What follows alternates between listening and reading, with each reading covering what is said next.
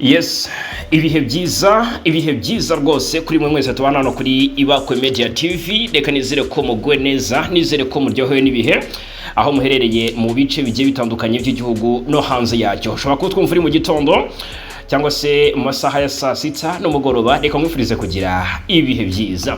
Yes, nge ndi Fagi Kayinamura, iyi ni Ibakwe Media TV. Ni mu makuru agezweho ku mutekano ku butaka bw'Uburasirazuba bw'igihugu cya Kongo, yagezweho mu karere, muri Afurika ndetse no hakurya y'inyanja ngari. Turaje ngo tubikomozeho, ariko nagira babwire ko ntari njyenyine muri amakuru. Bwana Mose Rugabo turi kumwe, turaje ngo mu by'ukuri tubasangize byinshi bigezweho. Bwa mbere, Amerika ije ica inkoni mu by'ukuri itazamba kuri FRDC.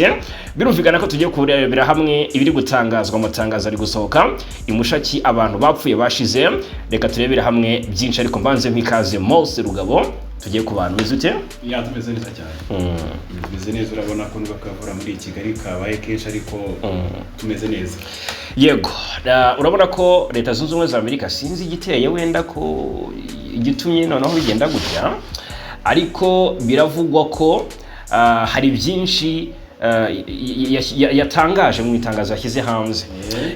M23 ubundi kunze kuvuga iti kuki habaho ibitero bihitana abaturage, biraswa vigilaro, ariko bigahitana abaturage bigasenya ibikorwa remezo, ntibyahamaganwe n'iyo miryango mpuzamahanga, ibyo bihugu bikomeye. Aka kanya turaje bisa nk'ibihindutse. Yes, ubwo rero turarebera hamwe. Amerika nayo yaje amagana igitero cy'ingabo za Congo FARDC cyagabwe mushaki, nako twamaze kumenya noneho umubare wabiciwe muri ibi bitero. Hanyuma turebera hamwe ibitangazwa na Colonel Nanga, wagaragaje rwose uburyo AFC M23 yabashwe cyane n'iki gitero. Hanyuma turanyarukira i Buruseli mu Bubiligi. Nyuma ya Leta Zunze Ubumwe za Amerika, abayobozi ba Congo bagiye gusaba iyo gufatira ibihano Rwanda Defense Force cyangwa se RDF. Turabikomozaho irucuru n'inyungu kuri M23 ikomeje kwiyubaka mu buryo budasanzwe. Ngira ngo habayeho mu minsi itarenze 30 cyangwa se mu gihe kitageze ku kwezi, hamaze kwakirwa abakada inshuro zigira kuri 3. Irucuru rero mu gace kitwa Kanombe, ahangaha hari abakada 400 ba AFC23 basoje ingando. Turabikomozaho. Kimwe mu byo nicuza cyane ni uko banaravuganiye Tshisekedi ngo Amerika imufashe kuba president. Ninde watangaje ibi? Ni umunyamerika ukomeye cyane. Turabikomozaho. Hanyuma ndabwira abantu bacu batwumva aka kanya ibyaya makuru. Ubusabe bwa Amerika ku baturage bayo mu turere tugera kuri 3 two mu Rwanda, ndaje mbabwireho. Igitero cya ADF naru cyongeye kuri Koroza muri Ituri. Turanyarukira mu yandi makuru. Ibitangazwa na Martin Fayulu, uyu wahatanye na Tshisekedi mu matora, avuga ko amatora Tshisekedi yatsinze 2019. Buriya rwose ngo na amajwi yibwe Fayulu, ntago Tshisekedi yari yatowe. Ubwo rero Fayulu ukunze kumvikana atavuga rumwe na Tshisekedi, ariko muri ino minsi akamaze iminsi basa nk'aba bari kumwe pata na rugi. Ariko noneho imvugo y'uyu Fayulu ngishobora kongera umwuka mubi muri politiki ya Kongo. Yavuze iki? Ndaje mbabwireho. Yitwa Gasana, wabaye ambasaderi w'u Rwanda muri Loni, yaciwe arenga miliyari 7 azira igitsina. Turaje tubikomozeho. Hanyuma turanyarukira muri Afrika, duhereye mu burasirazuba bwa Afrika, hariya mu gihugu cya Uganda. Hitezwe irahira rya Perezida Yoweri Kaguta Museveni ngo rizatwara arenga miliyari 9 z'amashiringi. Turabikomozaho. Turanyarukira hanze ya East Africa, babwire ko muri Afrika y'Epfo aka kanya ibintu byakomeranye. Perezida Cyril Ramaphosa arasabwa kwegura vuba na bwangu. Bigenze bite? Ndaje mbabwire. Hanyuma ndababwira ko mu by'ukuri mu Burusiya i Moscow hakozwe karasisi na karasisi katanze cyangwa se katangiwemo ubutumwa. Ese hari habaye ikihe kirori? Turaje tubirebere hamwe uburyo ikitwa Victory Day 2026 cyagaragaje ubutumwa bukomeye ku ntambara y'Uburusiya ndetse na Ukraine, ariko noneho n'umutekano w'isi. Birumvikana rero ni kuri iyi tariki ya 9 Gicurasi 2026. Ubutumwa bwatangiwe ahangaha i Moscow bwakangaranyije abantu. Putin yavuze, abenshi barumirwa. Reka tubive muzini muzingo 5 nongeye kuba ikaze, mbibutsa ko binoroshye cyane gukomeza kubana natwe hano kuri Ibakwe Media TV. Ni subscribe cyangwa sabone nimwiyamamare ubundi bini inshuti bavandimwe nta kindi musabwa uretse kubiduharira. Nimero 0788483227 ni nimero yacu ya WhatsApp watwandikira cyangwa se ukanaduhamagara wifuza kumenyekanisha ibikorwa byawe, wifuza gutanga inyunganizi n'ubufasha, byose birishimirwa cyane. Hanyuma bwana Mose Rugabo ndagira ngo dutangire turebera hamwe ibikubiye mu by'ukuri mu itangazo M23 yashyize hanze, itangazo Amerika yashyize hanze ndetse na resulta nyuma y'ibitero byavuzwe byarikoroje muri teritwari ya Masisi, aha akaba ari muri Kivu y'Amajyaruguru. Yes, ngira ngo reka duhe hano ku itangazwa ry'umubare w'abaguye muri iki gitero. Ngira ngo ntibyari bisanzwe ko Amerika igira ikivuga ku ruhande rwayo, abenshi bakunda kwita ngo ni one sided.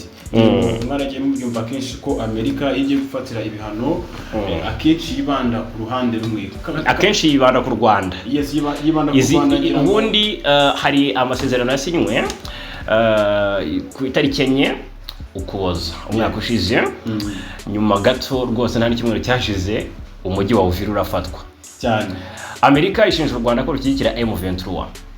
Icyo gihe u Rwanda rwahise rugira gute, rutangira kubibazwa, kubiryozwa, hari byageze naho rwose kuko intambara yakomeje, agahenge ntikabayeho hagati y'impande zihanganye mu burasirazuba bwa Kongo, birangira hari n'abasirikare b'u Rwanda, abagenerali, General Mbaraka Muganga, General Rukika Rusisi, yego n'abandi bafatiwe ibihano na RDF nk'urwego RDF n'igisirikare ndetse cy'igihugu. Ngira ngo abantu bacyumva bajye banabitandukanya, kuba wafatira umutwe ibihano no gufatira ibihano igisirikare cy'igihugu ni ibintu bitandukanye. Ariko ahangaha noneho bwa mbere noneho nyuma y'iri tangazo Lawrence Kanyuka yashyize ahagaragara, ngira ngo wenda abatabizi nuko abagera kuri 20 bishwe ndetse abarenga 57 barakomereka. Abantu 20 muri Mushaki bishwe mu isoko rya Mushaki. Iki gitero cyagabwe ahantu habura abantu benshi, ngira ngo icyo cyatumye Amerika kuti reka noneho abantu barashize. Noneho abantu barashize. Ni igitero bigaragara ko cyagabwe intentionally ku baturage bahariya. Akenshi coalition ikunze kurasa aveglano mayifashiriza drone za CH-4 cyangwa se izi kamikaze z'ubwiyahuzi. Akenshi uzabirebe M23 ubwo icyo gihe aba hari uburyo iri gukora nk'amapatrouille muri ibyo bice cyangwa se ihafite ibirindiro. Coalition rero ikaba ihafite n'inyungu mu buryo bumwe cyangwa ubundi, izi icyo yahombye ubwo yahatakazaga. Yaza kurasa rero bijyanye n'uburyo M23 yamenye amakuru kare ikescaping cyane, birangira rero hapfuye abaturage. Ahubwo haribazwa ni strategy zakoreshwa kugira ngo abaturage badakomeza kugirwaho ingaruka n'ibi bitero. Izi drone zabaye zirabamaze zirarasa kuva, ngira ngo nk'uko wabonye ku nzu iri hano, ngira ngo urabona ko inzu y'umuturage rwose ubona ko yari kirimo iranubakwa. Yego, ubona ko rwose use nk'uyu aratura arazibandwa zerekezahe, ubundi se uwo yasigaye amahoro. Yego, ubwo rero Lawrence Kanyuka n'umuvugizi wa M23 mu bya politiki akaba mu by'ukuri yatangaje ko 20 bishwe n'ibyo bitero, ariko 50 n'abangahe bari barakomereka cyane. Yego, urumva ko bihangayikishije cyane. Hanyuma ikindi nahoze mbona M23 leta zunze ubumwe za Amerika actually zageze gutya zigira icyo zibivugaho. Urumva Amerika yaje nge nkeka ko ari nabwo bwa mbere yari yamaganye icyo nakwita igitero, iki gitero nyine cya coalition. Reka turebera hamwe ibikuye mu itangazo twumve niba batigizaga nkana, sibyo? Kuko rwose abantu benshi bumiwe. Ubwo Amerika biciye mu ishami ryayo rishinzwe ububanye na Afurika, urumva niyo yamaganye biriya bitero ndetse ivuga ko hari n'ibyabereye mu bice bya Kivu y'Amajyepfo ariko bigeze bivugwa cyane. Bigaragara ko igitero cyahimasisi cyari koroje mu rwego rwo hejuru. Yes.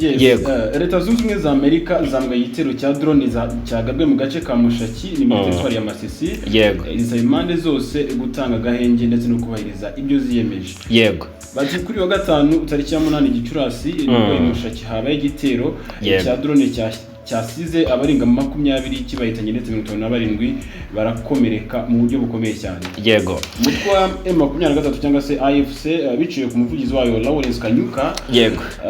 Uvugira mu bya politiki. Mu bya politiki washinje ingabo z'ubutegetsi bwa Kinshasa kuba arizo ziri inyuma y'iki gitero, kandi nkuko twagiye tubivuga kenshi mu makuru yacu yatambutse ngo bapfa kohereza drone. Bamaze iminsi bohereza drone mu bice bya Masisi, hari ahitwa Rushoga, baraharashe ejo bundi bari bagambiriye kwica Colonel Nsabimana, bivuga ko bashobora kuzasimbura Wiringoma ku buvugizi bwa M23 mu bya gisirikare. Iyi ndege yakomeje kumugenda runono. Muri Masisi hamaze iminsi hagabwa ibitero, uribuka ibitero byisha abaturage mu mpera z'umwaka ushize cyangwa se mu ntangiriro z'uyu nguyu, ahitwa muri hariya za Nyabyondo. Yego. Centre Masisi. Hariya ku musozi wa Mongariyema. Mu bice bya Masisi cyane cyane abishwe baraje no gushyingurwa hari Igoma, urabyibuka. Ni ibitero byakomeje kuri Koroza, ariko ubwo uko bigabwa niko bigabwa no muri Kivu y'Amajyepfo mu Nyamurenge. Ubwo rero Amerika noneho yafashe ibi bitero, iki gitero, ndetse ivuga ngo n'ubwishanyi bwo gukorwa muri Kivu y'Amajyepfo. Ubwo rero byatangajwe n'abo mu ishami rishinzwe ububanyi na Afurika ba Amerika, yamaganye biriya bitero cyo kimwe ngo n'ubwicanyi ivuga ko bwabereye hafi y'umujyi wa Uvira ho muri Kivu y'Amajyepfo. Amerika yagize iti Leta Zunze Ubumwe za Amerika ziramagana igitero cya drone cyagabwe imushaki muri Kivu y'Amajyaruguru uyu munsi. Ubwo yabivuze nyine ubwo cyari kimaze kugabwa muri mushaki muri Kivu y'Amajyaruguru, ndetse n'ubwicanyi hafi ya Uvira muri Kivu y'Amajyepfo. Ati impande zose zigomba gutanga agahenge ko mu rwego rwo hejuru zigashyira mu bikorwa ibyo guhagarika imirwano ziyemeje, zikarinda abasivile kandi zigashyira imbere ibiganiro ndetse no gucunga umwuka mubi. Ni Washington icyakora yirinze kwerura ngo yemeze ko Leta ya Kongo Kinshasa ariyo iri inyuma ya biriya bitero, byongeye guteza ikibazo n'urujijo ku ruhando mpuzamahanga. Benshi bibaza batese Amerika yamaganye ibitero kukitamaganye wabigambye. Nta bucukumbuzi yakoze n'ubusesenguzi ngo irebe iti byagabwe no runaka, ko M23 itangaza ko byagabwe na coalition na FARDC. Amerika kuki yaje yamagana igitero ntivuga iti byakozwe na FARDC. Byatungura abantu bumiwe kwamagana igitero ni kimwe, ariko kudaspecifying ngo uvuga uti cyagabwe na nuza akenshi ngira ngo nkuko tubizi byongeye kugaragaza ko bashobora kuba bari bafite uruhande babogamiyeho. Iyo bigeze ku kintu kijyanye no kuvuga nabi, ngira ngo reka tumwite boss wabo, hari ukuntu babigenza ariko bikagaragara ko bari barikoroje kuko akenshi ntago isanzwe ivuga. Yego. Hanyuma clarifying ngo bavuga bati FARDC, byatumye tubona ko burya ryawe ry'agaciro iyo bigeze ahangaha buri ahantu hari akanyungu aho kwifata mu maso batisiga, ariko nanone no kudukinga akadeyi babyita kuri umuhu. Hari igitero cyagabwe hari Igoma ejo bundi cyari kigambiriye Joseph Kabila, gihitana umukozi wa UNICEF wa UN Karine Guise.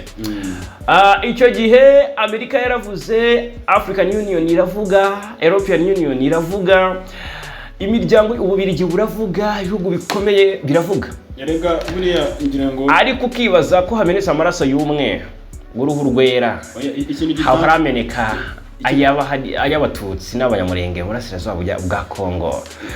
Kuki batavuga iyo miryango akenshi ngira ngo buriya iyo haza kuba hari nk'umwe mu bakada ba M23 ubashije kuba yagwa muri iki gitero, ndagira ngo mbere ko nta n'umwe wari kuvuga kuri rankuru. Ntabwo byari gukunda. Urabona drone kuza kugaba igitero ahantu nka hariya mu mujyi, ahantu public areas, ni ibintu zino ndege za kamikazi zabo zimenyereye. Ikibazo rero iherezo ry'intambara ni irihe mu gihe hakiri gufatwa imyanzuro isa nk'ibogamye? Yego, ni ikibazo gikomeye. Hanyuma reka tuve kuri bijyanye n'ibi bitero, tunarebeye hamwe mu by'ukuri ibitangarizwa i Buruseli mu Bubiligi. Urumva Amerika ikomeje mu by'ukuri gusa nigira ikivuga, ariko ubwo nyuma yuko Leta Zunze Ubumwe za Amerika z'ubundi zafatiye ibihano igisirikare cy'u Rwanda RDF, urabyibuka, zagishinjaga kugira uruhare muri iyi ntambara mu burasirazuba bwa Kongo. rero ndetse birangira nyine abanyasirikare bakomeye mu ngabo z'u Rwanda bafatiye ibihano. Yego ni muri urwo rwego ariko ku munsi wo kuwa gatatu arumva ku munsi wo kuwa gatatu ushize Minisitiri w'itangazamakuru n'itumanaho wa Congo Patrick Muyaya Katembwe yari Buruseli. Warabibonye rwose amafoto yabo ukereye, ni delegation nini rwose ubona ko bavuga bati u Rwanda none tugiye kurusabira, reka tujye no muri AU naho rwose tubare ubundi Congo kubwira ububirigi ngo mwadusabire u Rwanda ibihano rwose niho kubabwira ngo urumva nyene niho korosora byukaga. Yes. U Rwanda n'ubiri byacanye umubano, hari n'umugambi ubiri buhedinze wo gutera u Rwanda cyane gufashamo cyane igihugu cy'u Burundi kuko kizifashishwa ku isonga mu gutera u Rwanda na Congo. Barashaka ngo gushyira FDLR ku butegetsi, warumva. Hanyuma ariko harimo igihugu cya Angola na Afrika y'Epfo na Tanzania, ibyo bihugu nabyo biravugwa. Harimo runtu ngira ngo muri iyo nkuru cyane ko ngira ngo warabibonye ko hakimara kuvugwa no kuvumurwa ibyazira drone cyangwa se iramfashanyo y'igihugu cy'ubiryi ku Burundi. Yego, habayo gusa n'ababiceceka ndetse bagerageza kubica kure. Wabonye yishimiye yego ukuntu yabyitwayemo, ariko ngira ngo hari uyu Maxime Privo, minisitiri w'ububanyi w'ububirigi w'intebe wungirije akaba na minisitiri w'ububanyi n'amahanga, yarabihakanye navuga ati abantu batangaza ibyo bintu rwose nabashaka kuba kuryanisha u Rwanda n'ububirigi, ntago uwo mugambo hari. Ariko ntandi urivugira ubusa ku musozi. Nibyo ngiye kubwira mu kanya. Ejo bundi ziko ejo nari nabibwiye abantu umuhungu wa Perezida Habyarimana, Jean-Luc, uziko ejo yaraye i Bujumbura kandi nta kwezi nta mezi yaraciyeho aherutse Kinshasa. Uyu ni umugambi hari igihe muri ubundi uyu nguyu ngo Tshisekedi arashaka kumufata akamugira umuntu umuyobozi wa FDLR. Uru n'urucabana ibi bintu kandi ngire ngo yabiherewemo gasopo nyinshi. Ngire ngo wabonye kuba Perezida William Ruto ndetse na Mzee Museveni baravuze sigaho bati reba ibyo umwana gukorera niba umwita umwana. Ibaze urumva ngo M23 irakuzengereje gufatanya ibice kandi wigamba ko cyangwa se ruguvuga ko ifashwa n'u Rwanda. Buri utanga ubufasha ashunaho ku bushobozi afite. Agiye kubyikorera rero icyo gihe yakurimbura. Rero barambwiye ati Ruto niyo mbwiye ati sigaho uyikinisha uwo muriro, ahubwo uwo muriro wotere kure nta nubwo bawota bawegereye. Museveni arambwiye ati rero ese ukunda amahoro, ushaka amahoro, ushaka urufagira ati asoma impyisi. Yambwiye ko nyuma y'umunsi w'intambara itangiye ashobora kuyumvira mu kindi gihugu cy'abaturage. Ati rwose iyo ntambara ushaka ibere Bujumbura nyirizina. Ati we yabiri kubera Bujumbura wowe uri kuyumvira mu kindi gihugu. Yego, ariko nyamwanga kumva ntiyanze no kubona umugambi urakomeje uri kwityazo, abashinzwe kuwutyaza rwose bose bitwaje utuzi begereye ityazo. Bari gusuka harya buriya igiye gutyaza nk'umuhoro. Ntabwo ushobora gutyaza umuhoro udakoresheje amazi, biragora ntabwo ubugi buza, ntabwo ubugi butinda kuza. Ubwo barakomeje rero. Umuhungu wa Perezida Habyarimana aherutse wari Perezida Habyarimana yari ejo ndi mu ijoro ryo kuwa kane yaraye hariya i Bujumbura cyangwa ni igitego byaganiriwe ntibigeze bivugwa. Ariko birumvikana n'umugambi wo kugira gute wo gutera u Rwanda no gukora ubutegetsi buriho. Nababwira iki hanyuma i Buruseli rero niho turi. Ubwo Patrick Muyaya n'abandi bari kumwe bari hariya i Buruseli, urumva bari kumwe n'abayobozi batandukanye bo mu muryango wa European Union. Yaraherekejwe na bamwe mu bashabitsi bazwiho kugira urwango igihugu cy'u Rwanda. Ibiganiro byabo rero byabereye i Buruseli ahari icyicaro cy'inteko nshinga amategeko y'u Burayi, biba hagati ya Minisitiri Muyaya ndetse na Verold Voltmans, ni Perezida w'inteko nshinga amategeko ya European Union ihuriweho n'umuryango umwe bw'ibihugu by'u Burayi nyine na Afrika.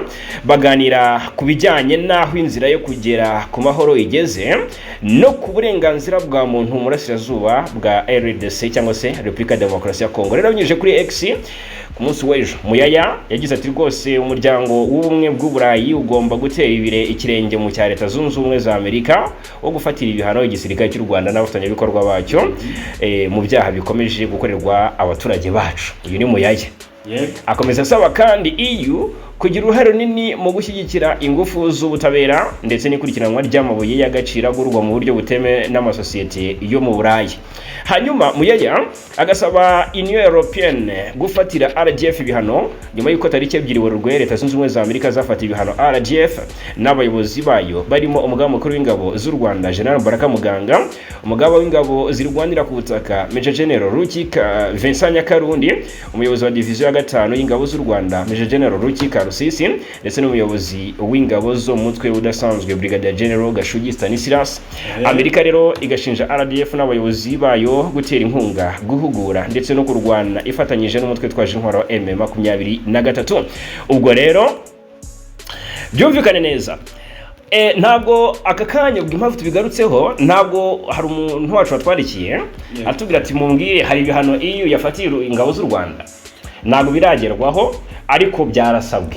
Hari no gusubiza kwa bayengire ngo ku ruhande rwa Leta y'u Rwanda yego bati guverinoma y'u Rwanda itangaza ko mu isubiza rya iti biriya bihano yasohoye yavuze ko kuba ibihano byafashwe byibasira uruhande rumwe mu nzira ziri mu gukemura amahoro biri mu buryo budakwiye bigoreka ndetse bigaragaza uburyo butari bukwiye bw'imiterere nyayo yo gukemura amakimbirane. Nuko ngo ushaka gukemura amakimbirane nta gufata uruhande rumwe ruyarimo ruyavugwamo ngo rufyiragaze. Aho wirengagije surusi. Nukuvuga ngo ni nko kujya gukiza umuntu uri kurwanya undi, abantu bari kurwana ukaza kubakiza ukubita umwe. Ngira ariko iki gisubizo Leta y'u Rwanda yakomeje kugenda itanga nkuko byagiye bikomeza kuva intambara yatangira. Leta y'u Rwanda igaragaza uruhande ruri clear ibintu bigomba gukemurwamo, ngira ngo His Excellency akunda kubivuga kenshi. Ni uburyo butagoye kumva ariko nkuko turi kubivuga akenshi usanga banyiri kugira icyo bakora bajya ku ruhande baryumaho. Yego tukiri ku nka Leta Zunze Ubumwe za Amerika titre tuyita Amerika. Noneho guverinoma ya Leta Zunze Ubumwe za Amerika ku munsi w'ejo bundi urabyibuka ko yasabye abaturage bayo kwirinda gukorera ingendo mu turere dutatu tw'u Rwanda.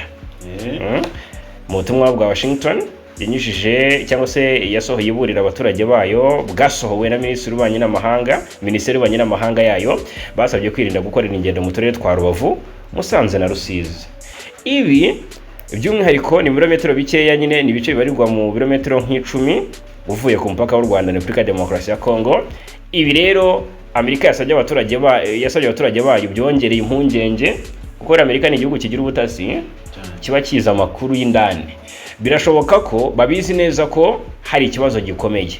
Yasabye abaturage bayo kugira amakenga mu gihe bari muri turiya turere kubera ibyaha ndetse ngo n'imidugararo.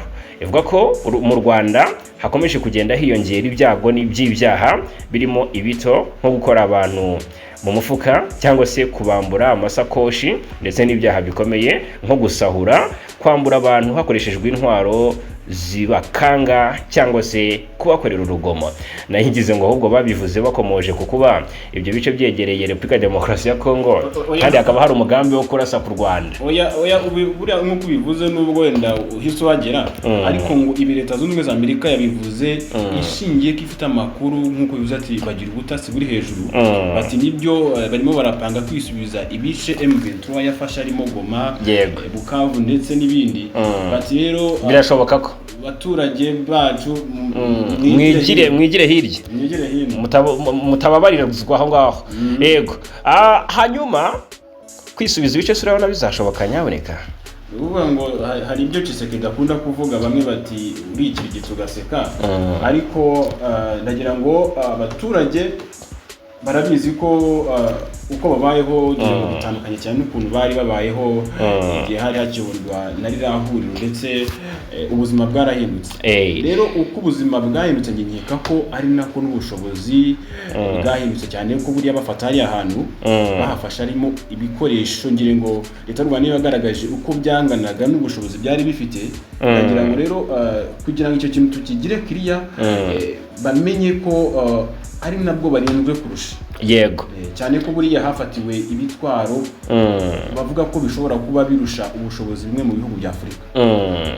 Urabona ko Nanga bya bindi byatangajwe na Amerika nawe byamubabaje. Colonel Nanga yamaganye kwigiza nkana kwa Amerika.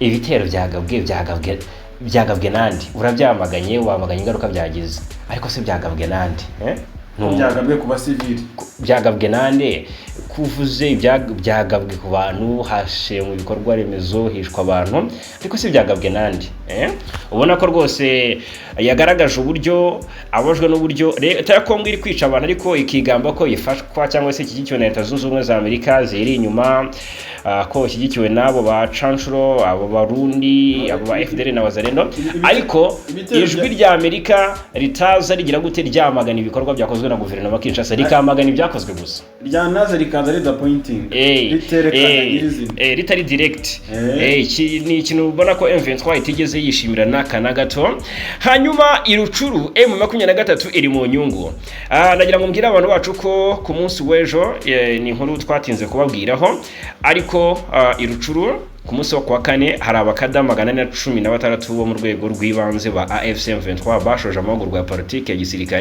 gisirikare yabereye i Kanombe muri teritwari ya Rucuru ni muri Nord Kivu.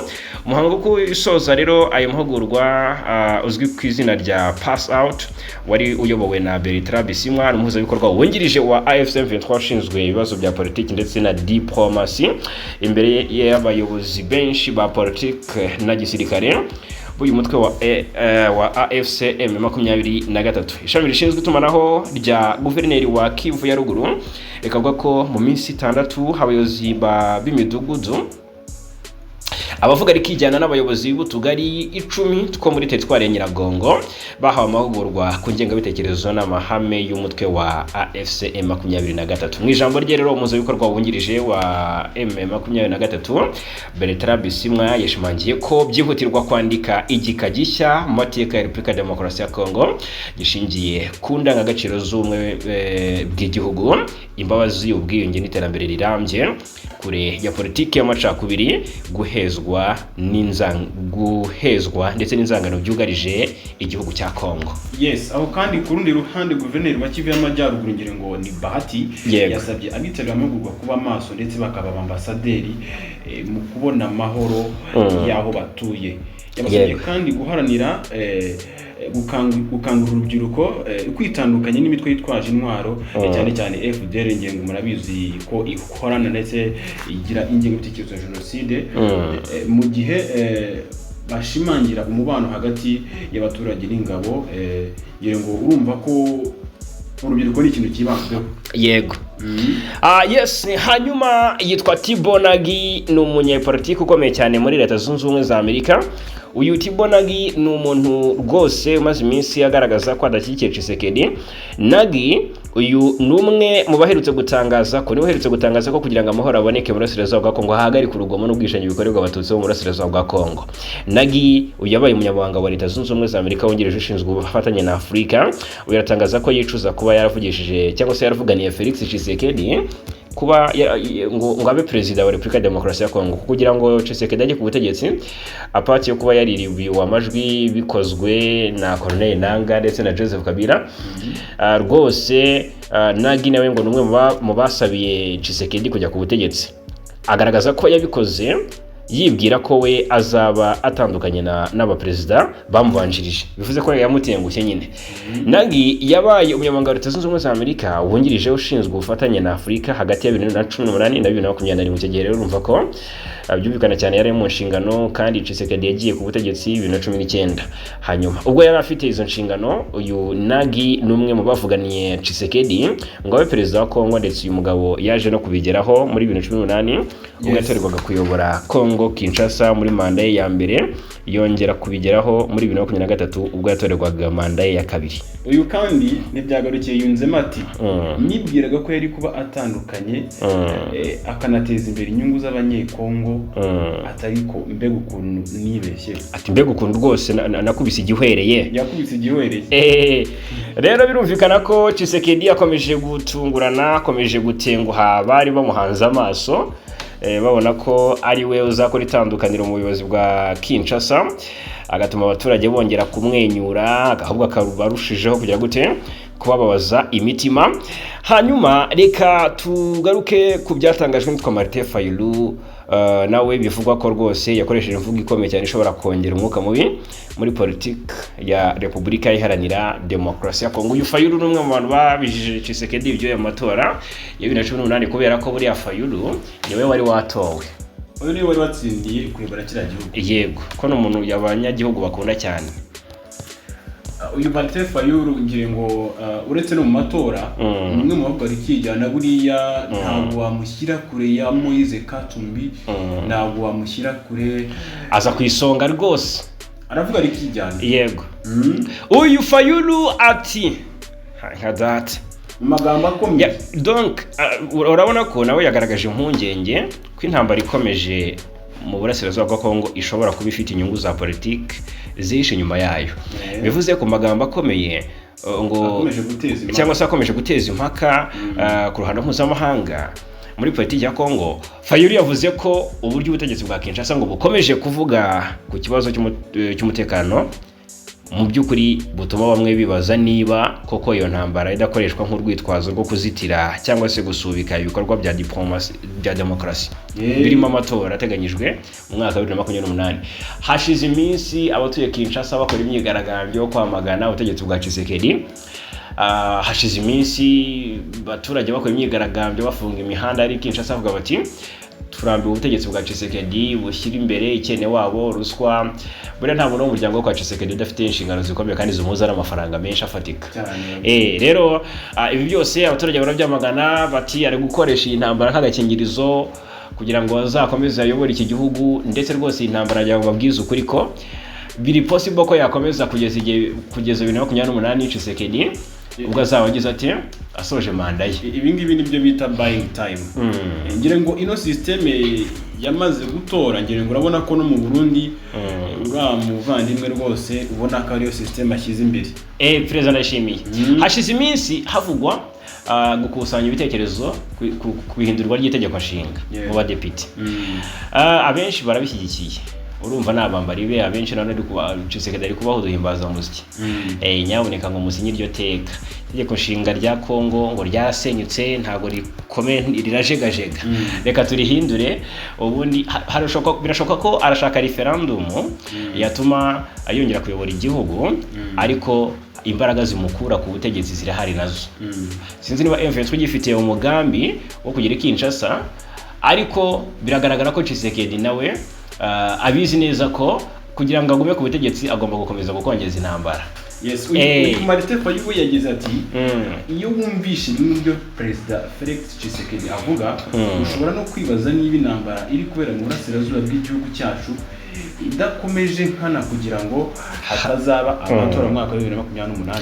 Urumva ko aya magambo Fayulu yavugiye ahangaha yaje mu gihe uburasirazuba bwa Kongo n'ubundi bukomeje kurangwa n'imidugararo. M23 n'ingabo za Kongo baresurana n'abambari bazo ndetse n'indi mitwe yitwaje intwaro imaze imyaka myinshi iteza umutekano mu burasirazuba bwa Kongo. Uyu kandi yanenze uburyo imyanzuro mpuzamahanga imaze gufatwa ku kibazo cya Kongo idashyirwa mu bikorwa nkuko byari byitezwe, agaruka cyane ku cyemezo cy'ibihumbi 2773. Iki ni icyemezo cy'inama y'umutekano y'umuryango w'abibumbye. Wumve ko twatuzi ko ari cyo karundura.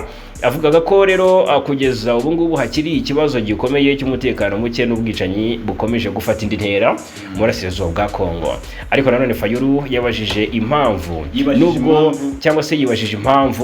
nubwo amahanga akomeje gufata imyanzuro n'ibihano ku bibazo bya Kongo aturutse mu burasirazuba, mu by'ukuri ngo abaturage bo mu burasirazuba bakomeje guhura n'intambara, ubwicanyi, kwimurwa mu byabo ndetse n'ibibazo by'ubutabazi, ndetse n'ibintu birebesha amaso ko bikomeje gufata indi ntera mu burasirazuba bwa Kongo. Ibyabereye mu Mushaki twatangiye tugarukaho wabibonye biteye agahinda cyane.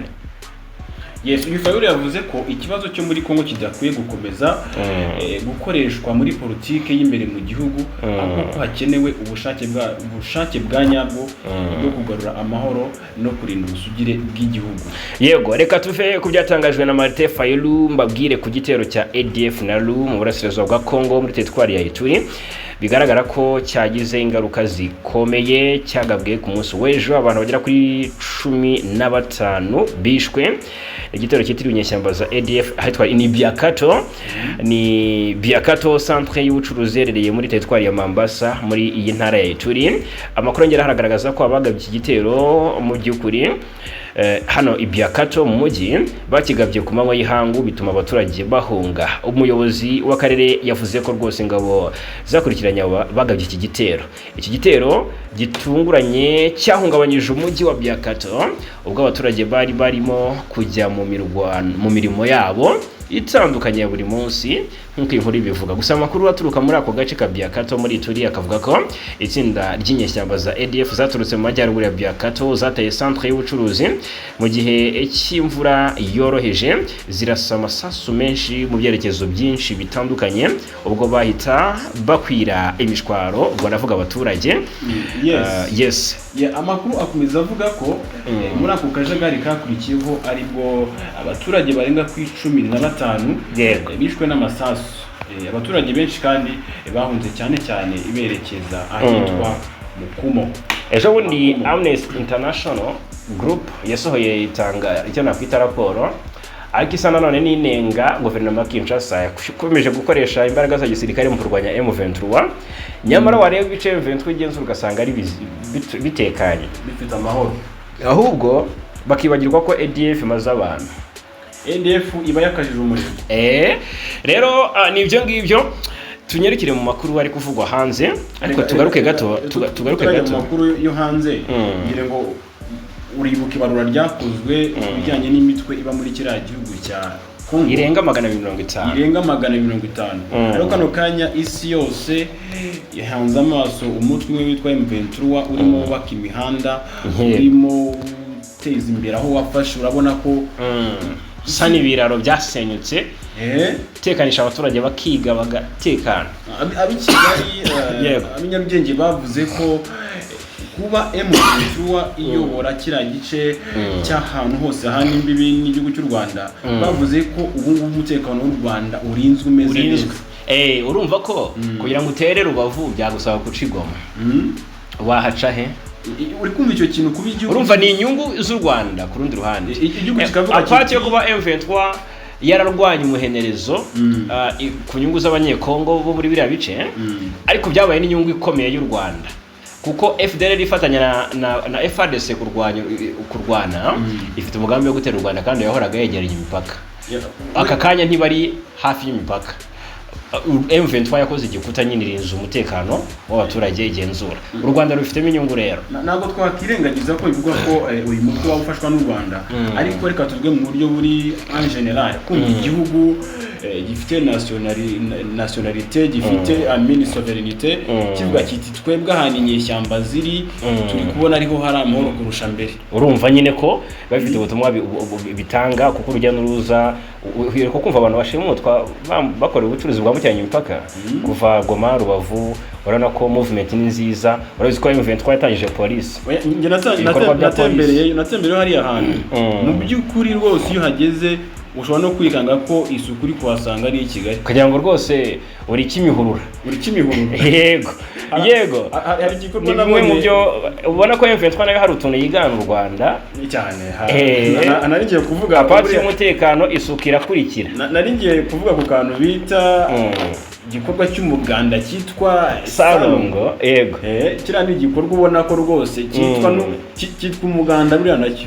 Ni umuganda ni Salongo, kandi ubona ko buri wa gatandatu w'icyumweru gisoza ukwezi haba umuganda rusange. Harumva ko ni ibintu byishimye. Ariko tubiganisha ni inkuru yacu umva ko amajwi menshi ari kuri M23 nk'umutwe witwaye nabi, ariko ibiri kubera muri ruguru aho ADF iri birakaza umurego ntabwo bivugwa.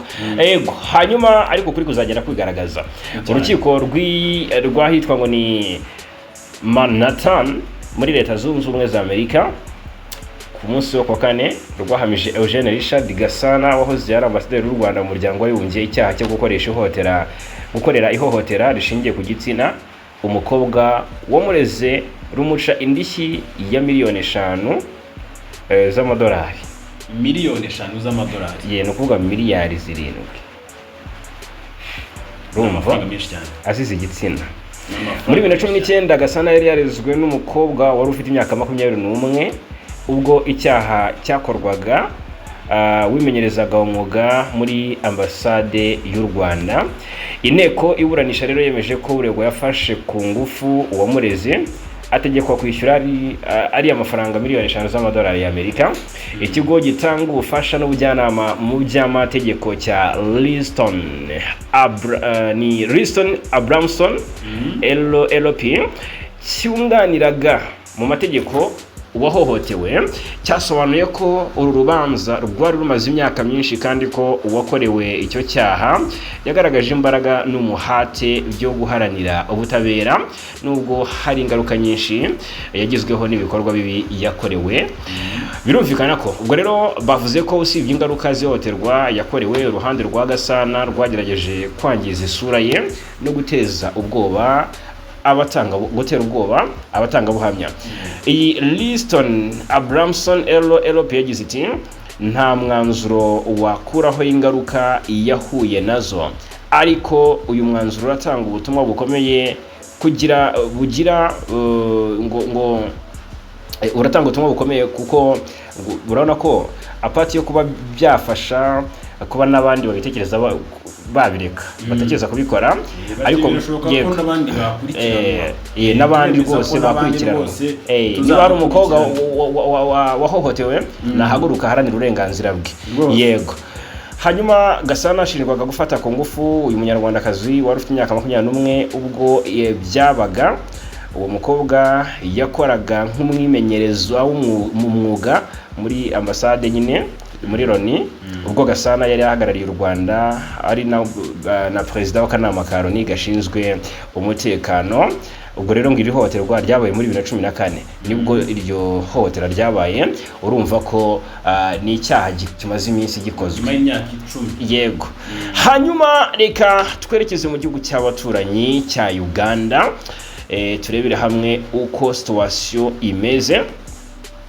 Guverinoma ya Uganda iteganya byuze gukoresha miliyari 9 z'amashiringi niko arenga miliyoni 3,500 mu bikorwa by'umuhango w'irahira rya Perezida Yoweri Kaguta Museveni. Ndakugiza mu bwiza ukuri ibi ni ibirori biteganyijwe ku ya 12 Gicurasi 2026 bizabera ahazwi nka Kololo Ceremonial Grounds mu murwa mukuru i Kampala muri Uganda. Bizitabirwa n'abakuru b'ibihugu 35 n'abandi bayobozi 30 bo ku rwego rw'abadiplomate n'abayobozi benshi. Hanyuma televiziyo ya Uganda yo muri Uganda yitwa NBS yatangaje ko Perezida wa Repubulika cyangwa se Presidansi ya Repubulika iteganya kuzakoresha byuze miliyari 9 z'amashiringi ya Uganda arenga miliyari 3 z'amafaranga y'u Rwanda mu muhango w'irahira rya Museveni uherutse guterwa kuyobora Uganda kuva muri 2023 kugeza muri 2031. Muri rusange rero ibi birori by'irahira ry'uyu muyobozi wafashe ubutegetsi mu mwaka w'1986 bizitabirwa n'abagera ku bihumbi 40 mu rwego rwo korohereza abaturage bashaka kuzakurikirana uyu muhango. Leta ya Uganda izatanga ikiruhuko kuri uwo munsi. Yes, birumvikana ko rwose hazaba hari konje kandi ni ibintu byumvikana cyane. Hanyuma tutarava kuri iyi nkuru nagira ngo abadukurikiye bamenye ko agiye kumara ku butegetsi indi myaka yiyongera kuri 40 amaze. Biratangaje ubona ko Museveni aza keretse urupfu bigo bizatuma adakomeza kuyobora Uganda. Cyangwa narwo azarugura imyaka 40. Ariko abanyayuganda ubona ko hari intambwe yamaze kubateza, ni byinshi bamushima, ariko navuga bati nyaboneka kushaje ko hakenewe impinduka. Uramuzehe ariko avuga ko agifite akabaraga ngire ngo ubibona muri antrenema rwose ari gutera pompage. Ari mu gihe rero hari ibihugu bitangaje nk'ubu muri Afrika y'Epfo hari amafoza nta n'imyaka ingaha amaze ariko ari kweguzwa. Ari gusabwa kwegura. Aho se cyakintu urumva amaze imyaka 4. Aho se cyakintu bita demokarasi. Ngo ni cyangwa Ramaphosa amaze imyaka 4. Amaze imyaka 4. Ramaphosa yaje asimbura Jacob Zuma wasimbuye ni Nelson Mandela. Thabo Mbeki Thabo Mbeki yaje asimbura Nelson Mandela I think tubirebe neza turebe ibyo ari byo. Imyaka 4 gusa arasabwa kweguza. Muri Afrika y'Epfo batavuga n'umutegetsi barahaguruka bakavuga. Urumva? Ubwo rero inkuru iravuga ko nyuma y'imyaka 4 Perezida Cyril Ramaphosa Afrika y'Epfo akizweho igitutu gikomeye guhera ku ya 8 Gicurasi yongeye gusabwa kwegura. Iki gitutu cyabyukijwe n'umuyobozi w'ishyaka EFF Julius Malema nyuma y'amasaha make urukiko rw'ikirenga rwanzuye ko muri 2022 inteko nshinga amategeko yakoze ikosa ryo guhagarika gahunda yo kweguza Ramaphosa. Malema ndetse na bagenzi be mu by'ukuri batavuga rumwe n'ubutegetsi bwa Ramaphosa batangije gahunda nyuma yaho iperereza ryigenga rigaragaje ko Ramaphosa akwiye kubazwa iby'amadolari 1580 yibwe n'abajura byasanze ahishe mu ntebe yo mu rugo rwe ruri mu cyaro cyahitwa ngo ni Farafara. Abajura rero barafashwe. Malema na bagenzi be bavuga ko ayo mafaranga ashobora kuba yaravuye mu mutungo w'igihugu wanyerejwe kuko mbere Ramaphosa atari yarasobanuye inkomoko yayo, ariko kandi kubera igitutu yaje gusobanura ko yakomotse ku mbogo ye yagurishije. Yes, hanyuma Ramaphosa asimbuye Jacob Zuma.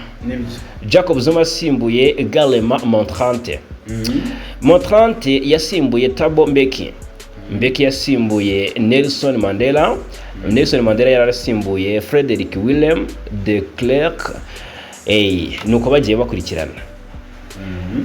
Ramaphosa yagiye ku butegetsi muri 2018 ubwo maze imyaka 8 asimbuye Jacob Zuma wavuye ku butegetsi muri 2018 yarabugiyeho muri 2009. we yaramaze imyaka 11. Hanyuma Galema Montrante yagiye ku butegetsi ubuse ntiyari munzi wacyuho kuko yayoboye Afrika y'Epfo umwaka umwe. Montrante yari munzi wacyuho uyu nguyu ari nabwo byarangiraga Jacob Zuma ari we utowe. Hanyuma Thabo Mbeki yayoboye Afrika y'Epfo imyaka 10 n'ingahera 19 hafi 20 ni hafi 19 yego ni imyaka 9 ahubwo ni imyaka 9 kuko yewe kuva mu 1999 ayigeza mu 2008. Okay. Nelson Mandela yayoboye Afrika y'Epfo kuva muri 1994 ageza muri 1994 ageza muri 1999. Yeah. Yes, ngayo nguko rero hakurya y'inyanja ngari inkuru tugarukaho iraturuka mu ahitwa Moscow mu Burusiya. Amakuru aravuga ko habaye icyo bita Victory Day 2026. Urabizi ko buri tariki ya 9 Gicurasi habaho icyo nakwita Victory Day, n'umuhango ngaruka mwaka wibuka intsinzi y'ingabo z'Abasoviete ku Budage bw'abanazi mu ntambara kabiri y'isi yose. Uyu munsi rero ukaba ufite amateka akomeye mu Burusiya no mu bihugu byahoze bigize leta zunze ubumwe z'Abasoviete, ubwo harimo izo za Serbia, za Czech Republic, za harimo n'ibihe ibyo bihugu da Ukraine. Ariko urumva habaye hakarasisi rwose ubona ko kadasanzwe. Ibyo Putin yavuze muri uyu muhango mu ijambo rye yagiye ku bitabiriye uwo muhango, yavuze ko igihugu cye kizakomeza urugamba. Bigaragara ko mu by'ukuri gihanganyemo n'igihugu cya Ukraine. Yavuze ko bazakomeza nta kurekera. Ati tuzakomeza urugamba igihugu kirimo. Yanashimangiye ko ingabo z'Uburusiya zirwanira ukuri n'ubusugire bw'igihugu, ndetse yongera kugereranya intambara iri kubera muri Ukraine n'urugamba rw'Abasoviete barwanye n'abanazi muri 1945. Putin rero yavuze ko mu by'ukuri igihugu cye gikomeje kwihagararaho nubwo gihanganye n'ibihano bikomeye n'igitutu mpuzamahanga gikomeje kwiyongera. Yes, hanyuma rero reka tubashimire cyane.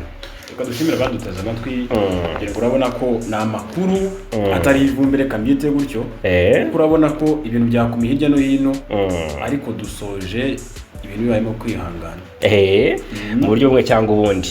Reka rero tubashimire cyane kubana natwe 5 hano kuri Ibakwe Media TV. Turakomeza kubana. Ngushimire cyane bwana Mose Rugabo. Mwakoze cyane.